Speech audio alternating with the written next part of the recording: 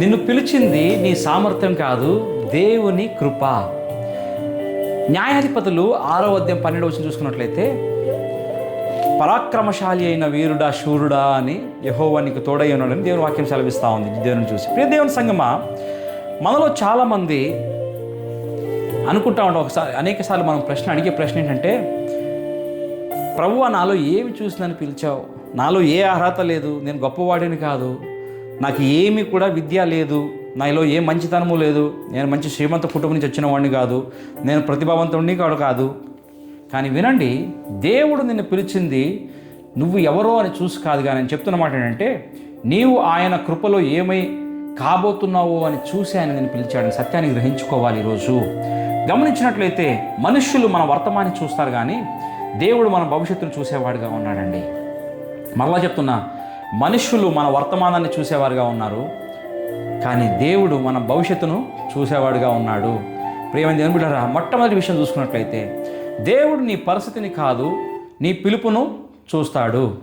ఇశ్రాయేలీయులు మిద్యానుల చేతిలో ఒక అణగారిగిన లేకపోతే ఒక బలాత్కారంలో వారు జీవిస్తూ ఉన్నారు. చూడండి, గిద్యోను గోధుమలను ద్రాక్ష తోటలో అక్కడ దంచుతున్నాడండి. అది దేనికి గుర్తుగా ఉంది?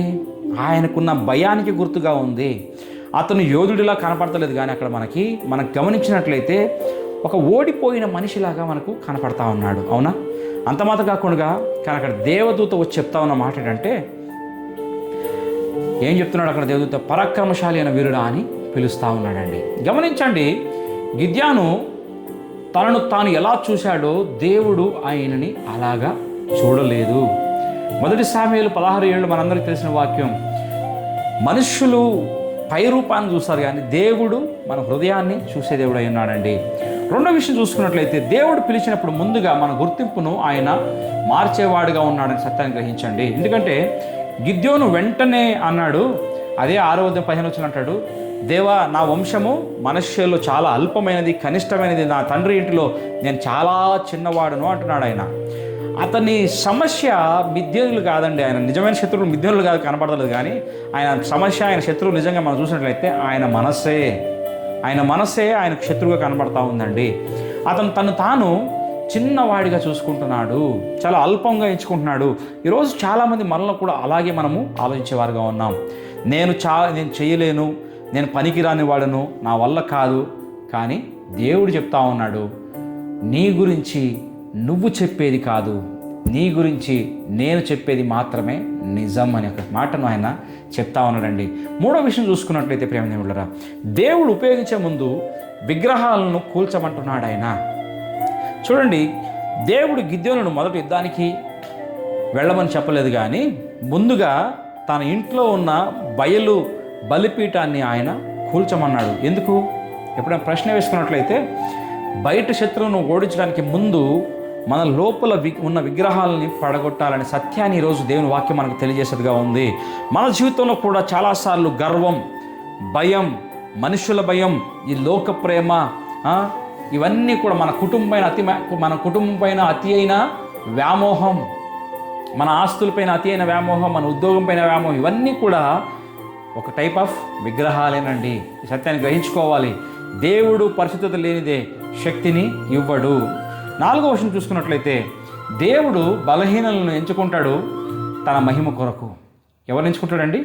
తన మహిమ కొరకు బలహీనలను ఆయన ఎంచుకునేవాడిగా ఉన్నాడండి. ఎందుకంటే 32,000 మంది సైనికులు ఉన్నారు అక్కడ. దేవుడు అంటున్నాడు, ఎక్కువ మంది అయిపోయారు. తర్వాత చూస్తే 10,000 మంది చేశారు. 10,000 మంది మిగిలిన తర్వాత కూడా మళ్ళీ అంటున్నాడు, అది కూడా చాలా ఎక్కువ, ఇంకా ఎక్కువ. చివరికి మిగిలిన ఎంతమంది తెలుసా? కేవలం 300 మంది అండి. ఎందుకంటే న్యాయాధిపతులు 7వ అధ్యాయం 2వ వచనంలో దేవుని వాక్యం సెలవిస్తూ ఉంది, ఇశ్రాయేలీయులు నా బలమే నన్ను రక్షించిందని చెప్పకూడదు. గమనించండి, దేవుడు సంఖ్యను కాదండి, సమర్పణను చూసేవాడిగా ఉన్నాడండి. దేవునికి అంత పెద్ద గుంపు అవసరం లేదు, కానీ పెద్ద సైన్యం అవసరం లేదు, కానీ పూర్తిగా ఆయన వైపు, ఆయన మీద ఆధారపడే హృదయం ఈరోజు ఆయనకు కావాల్సింది. గమనించినట్లయితే ప్రేమ దేవులారా, ఈరోజు మనం కూడా గిద్దోనులాగా ఒకవేళ దాక్కుని ఉండవచ్చు, భయంతో ఉండవచ్చు, నిన్ను నీవే తక్కువగా అల్పంగా ఎంచుకుంటా ఉండవచ్చు. కానీ దేవుడు నీ వైఫల్యాలని ఆయన చూసేవాడు కాదు, నీ వైఫల్యాలని లెక్క పెట్టేవాడు కాదు, కానీ గమనించండి ప్రియడం లేదా ప్రియ దేవుని బిడ్డ, నీలో దాచిన పిలుపును ఆయన చూసేవాడుగా ఉన్నాడండి. ఈ సత్యాన్ని గ్రహించుకోవాలి ప్రియమైన దేవుని బిడ్డ. గమనించినట్లయితే అంత మాత్రం కాకుండా సాతాను ఈరోజు నీ గతాన్ని గుర్తు చేసేవాడుగా ఉన్నాడు.